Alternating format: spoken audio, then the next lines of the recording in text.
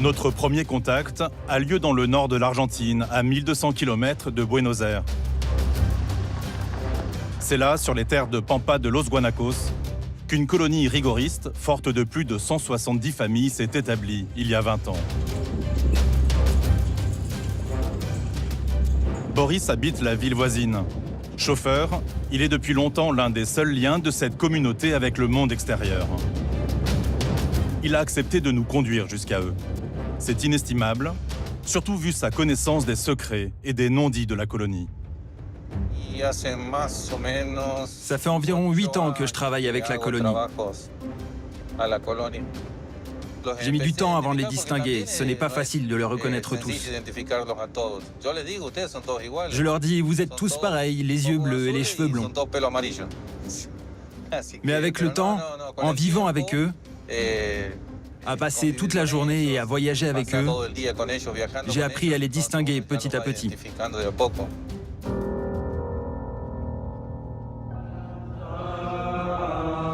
Nous arrivons en plein dimanche de Pâques. Tous les Ménonites sont à l'église. Interdiction pour nous d'approcher davantage de ce lieu sacré.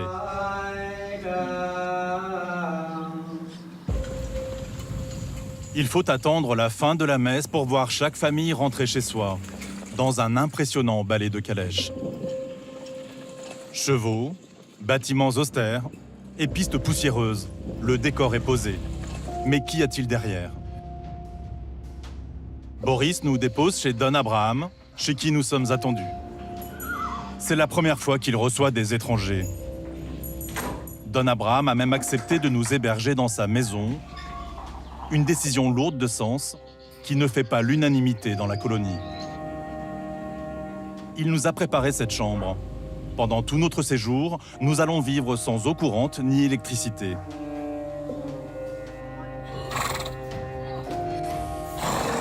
Au-delà de la chance d'être accueillis dans cette communauté d'ordinaire si fermée, partager leur quotidien nous aidera sans doute à nous faire accepter. Don Abraham, vous pouvez me donner la définition d'un ménonite ? C'est la même vie que celle de n'importe qui. C'est juste que nous avons l'habitude de vivre à la campagne, en marge de la technologie et tout ce qui s'ensuit. C'est très difficile, oui, mais on y arrive. Vous voulez aller à la maison ? Vous voulez voir un peu à l'intérieur ?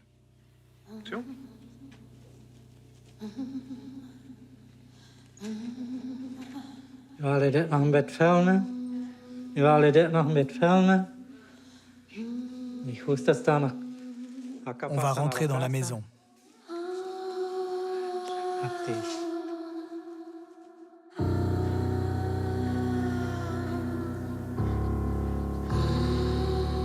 Don Abraham nous laisse filmer une scène à première vue banale.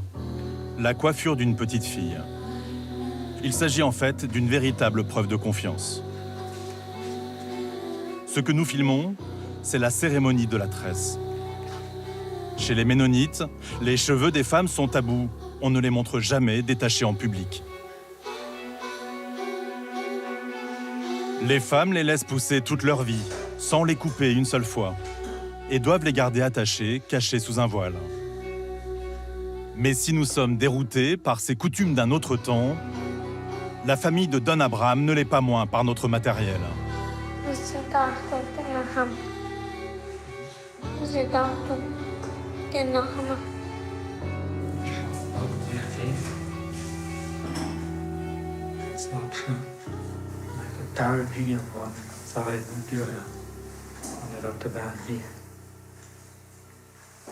Chez les Ménonites, se regarder dans les yeux est très impoli.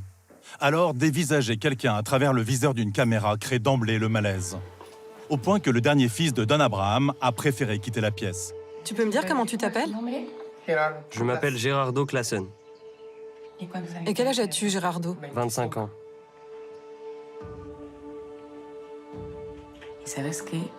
Tu sais, nous sommes là pour que les gens en France, qui sont très loin et qui ne savent rien des colonies ménonites, de comment elles vivent, puissent apprendre et voir comment vous vivez tous ensemble.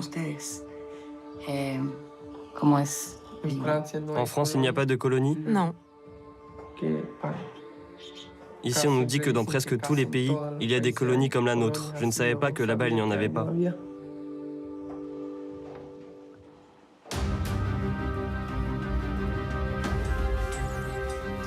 Don Abraham a 67 ans.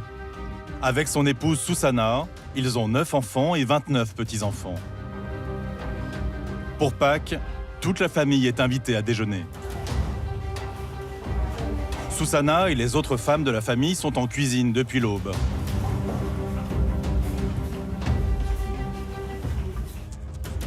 Mais impossible de leur parler. Elles ne connaissent que le dialecte ancestral, le Plattdeutsch. Un homme doit être présent pour la traduction. Quel est le rôle de la femme ménonite? Cuisiner, laver et nettoyer la maison. Et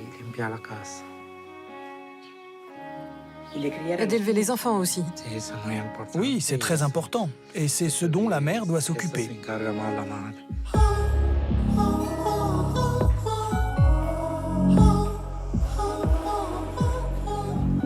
Il y a une différence entre les hommes et les femmes? En ce qui concerne la langue, l'espagnol. Oui, elles ne sortent jamais nulle part. Elles restent ici, à la colonie. Alors, elles n'ont pas l'opportunité d'apprendre l'espagnol.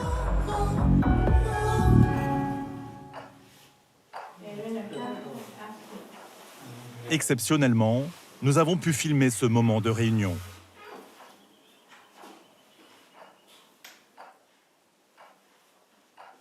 Mais surprise, même après la prière qui marque chaque début de repas, le silence reste de rigueur. Dans leurs préceptes, interdiction de parler à table, en particulier un jour de fête. Hommes et femmes sont séparés et placés par âge. Don Abraham préside l'assemblée. Il n'y a pas d'entrée, plat ou dessert. Ici, le salé et le sucré sont sur la table en même temps et chacun se sert comme il l'entend.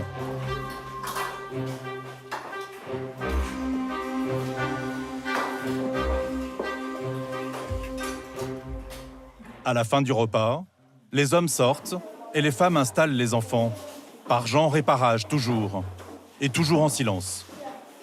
On ne change pas les assiettes ni les couverts, et le menu reste le même. Les enfants ménonites grandissent dans une atmosphère austère et stricte, sans technologie, sans balançoire ou toboggan derrière leur maison. Pendant que les adultes discutent après le repas, ils jouent à la chandelle dans des éclats de rire.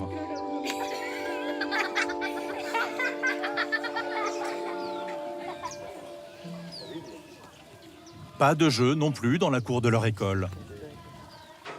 Comme l'église, c'est un bâtiment tout en sobriété. Et l'accès nous est interdit. Nous ne pourrons jamais filmer à l'intérieur de ces murs. À travers les fenêtres, nous devinons des chants religieux, à l'unisson. Comment fonctionne le système éducatif? Qui les encadre? Quelles sont les matières et qu'apprennent-ils en mathématiques, en histoire, en sciences? Nous saurons juste que les garçons vont à l'école jusqu'à 13 ans, 12 ans pour les filles.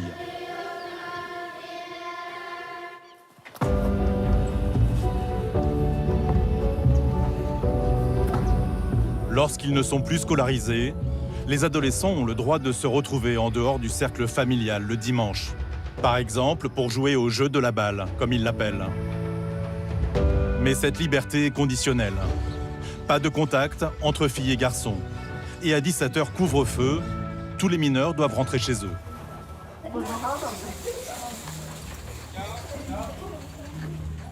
Pourquoi tant de règles et de rigueur? Nous abordons cette question délicate avec les adultes de la colonie.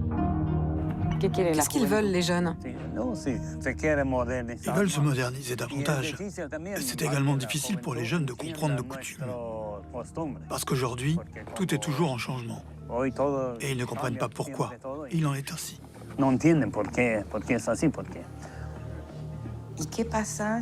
Qu'est-ce qui se passe si vous, les adultes, vous découvrez que les jeunes boivent de l'alcool ou écoutent de la musique?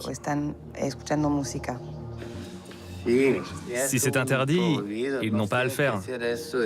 C'est-à-dire que si les parents arrivent, ils leur donneront une sacrée leçon. Mais pourquoi? À cause des mauvaises choses qui arrivent, qui sont là et que les jeunes ne voient pas. Pour qu'ils ne commencent pas à le faire eux-mêmes.